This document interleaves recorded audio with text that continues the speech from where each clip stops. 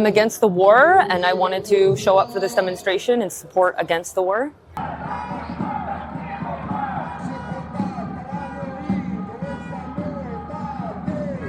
Yeah, this was a war that was unnecessary to start. This was something that Israel and the states started, and I still hope that we can put an end to this. It was very unnecessary. I think we can see the trajectory of the war for economic reasons, but also because people are dying.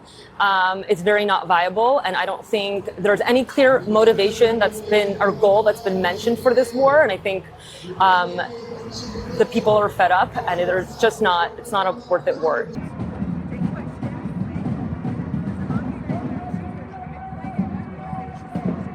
The banners here of the man who created the Likud party, which is now on the lead.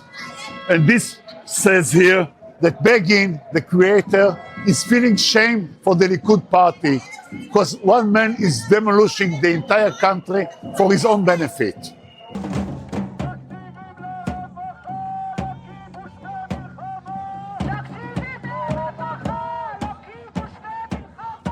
I'm here to demonstrate against the war.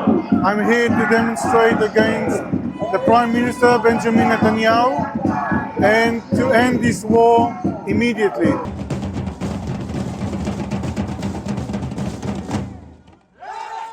We do understand that it's all about ending the war in the favor of Israel, not to be threatened by Iran anymore.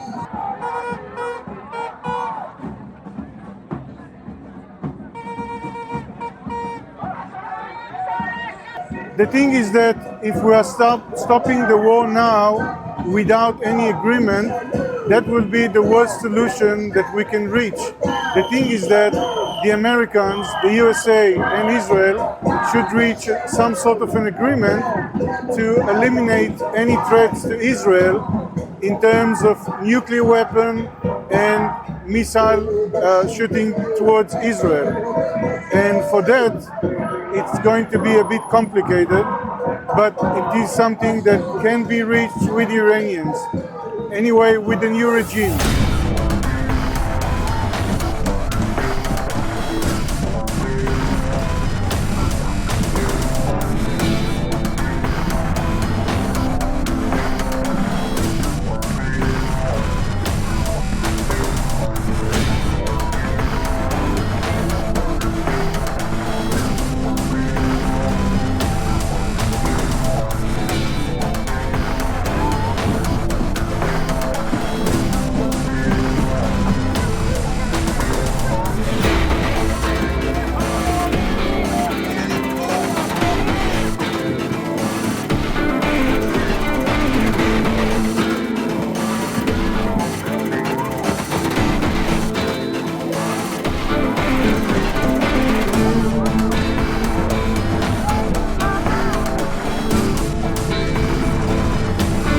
Presiden Amerika Serikat Donald Trump pada hari Rabu lalu memastikan rencana kunjungan ke China pada 14 hingga 15 Mei mendatang. Dalam kunjungan tersebut, Trump dijadwalkan bertemu dengan Presiden Xi Jinping.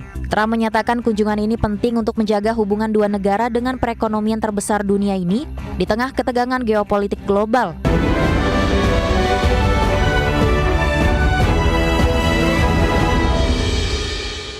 Presiden Amerika Serikat Donald Trump dijadwalkan berkunjung ke China dan bertemu Presiden Xi Jinping pada 14 hingga 15 Mei mendatang. Adapun agenda pembahasan pertemuan Trump dengan Xi Jinping mencakup kerjasama perdagangan serta isu sensitif seperti Taiwan.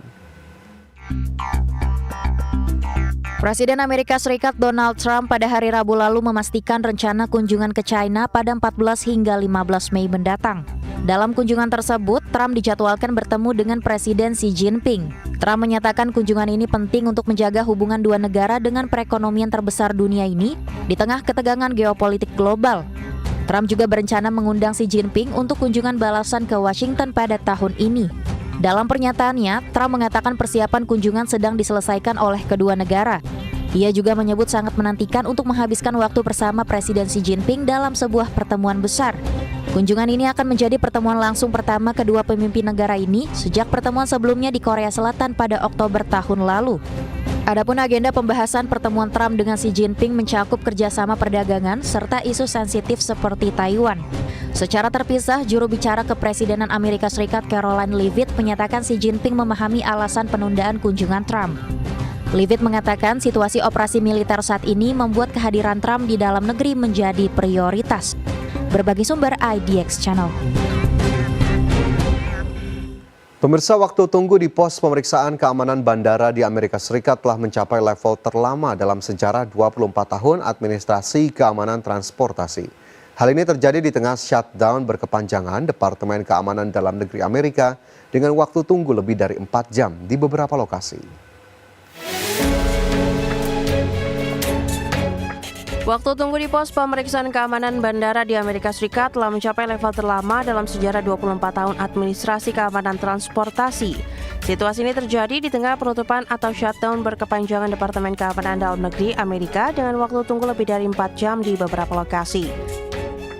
Pelaksana tugas Administrator TSA Nguyen McNeil mengumumkan bahwa sejumlah bandara utama melaporkan tingkat ketidakhadiran pegawai sebesar 40 hingga 50%, sehingga banyak pekerja kesulitan memenuhi kebutuhan dasar dengan sebagian tidak mampu membayar tagihan utilitas dan menghadapi pemutusan layanan. Seperti diketahui, sejak penutupan dimulai pada pertengahan Februari lalu, lebih dari 480 pegawai TSA telah mengundurkan diri seiring bandara-bandara besar terus menghadapi antrean keamanan selama berjam-jam.